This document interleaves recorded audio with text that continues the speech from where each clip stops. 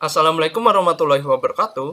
Perkenalkan, nama saya Ilyas Sidik Pratama dari kelas 6F dengan NPM 1810631170080.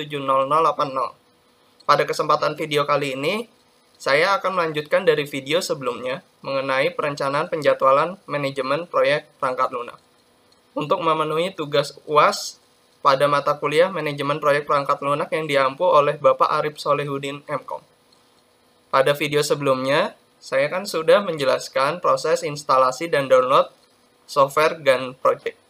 Pada kesempatan kali ini saya akan menjelaskan mengapa saya menggunakan aplikasi software GAN Project dan menjelaskan fitur-fitur yang ada pada software GAN Project. Sebelumnya, GAN Project ini sebuah software yang gratis dan dapat didownload di mana saja di web internet GAN Project. GAN Project merupakan desktop tools yang merupakan open source, lintas platform untuk manajemen proyek perangkat lunak.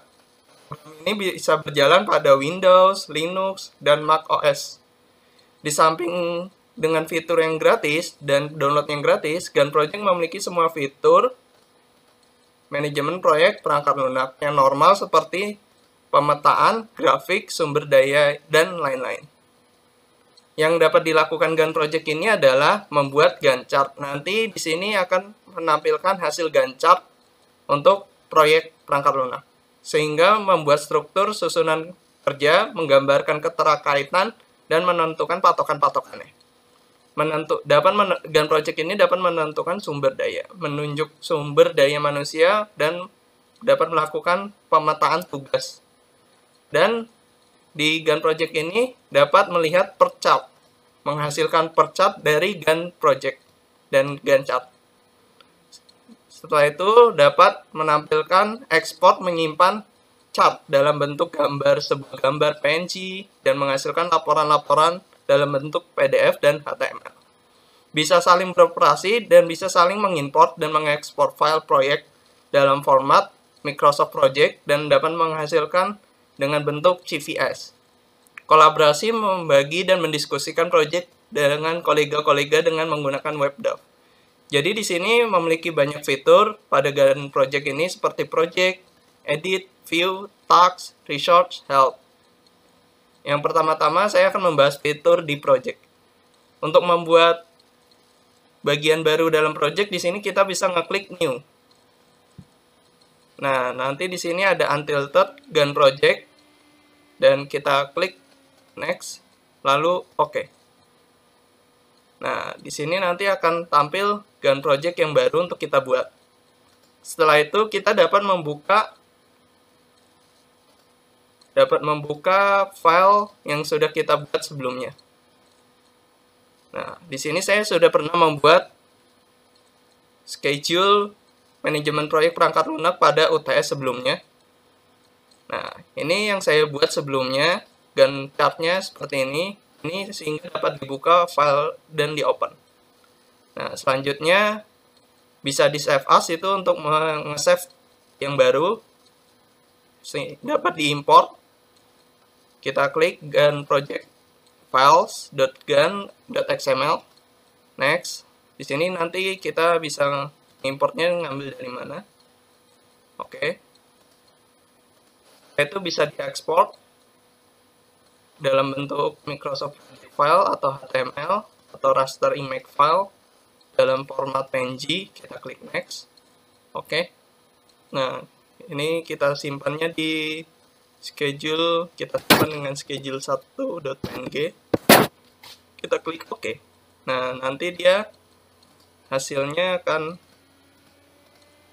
tersimpan di sini dalam bentuk schedule gambar PNG yang dapat di copy paste ke dalam bentuk Word atau bentuk yang dapat digunakan sehingga dapat dilihat dalam bentuk gambar.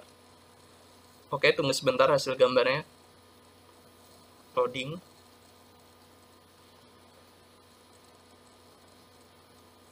Nah, seperti ini nanti yang hasil yang sudah kita buat dapat diekspor dan disimpan dalam bentuk gambar.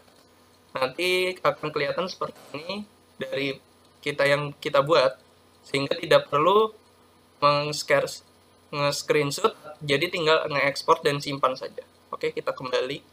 Nah, fitur yang ada di sini juga ada web server untuk naruh di server. Kemudian dapat di print juga Gantt project ini, sehingga nanti tinggal klik print, atau dapat di print preview. Kita dapat melihat preview yang dapat di print dalam bentuk Gantt chart. Setelah itu kita ke fitur edit. Di sini ada edit, ketika kita pengen kembali ada fitur edit di undo, jadi sebelumnya, atau di redo. Nah, kemudian ada di refresh untuk menyegarkan page ini, dapat di search, dapat di cut, memotong atau menghilangkan, dapat di copy, dan dapat di paste. Setelah itu ada fitur view per chart yang digunakan untuk menghasilkan per chart dari Gantt chart-nya ini. Kemudian ada new task. Di sini new task kita untuk menulis task baru di sini. Misalnya dokumentasi. Ini misalnya saja, karena kan dokumentasi sudah ada. Jadi di sini ada tampilan baru, tinggal mengatur begin date dan end date-nya berapa.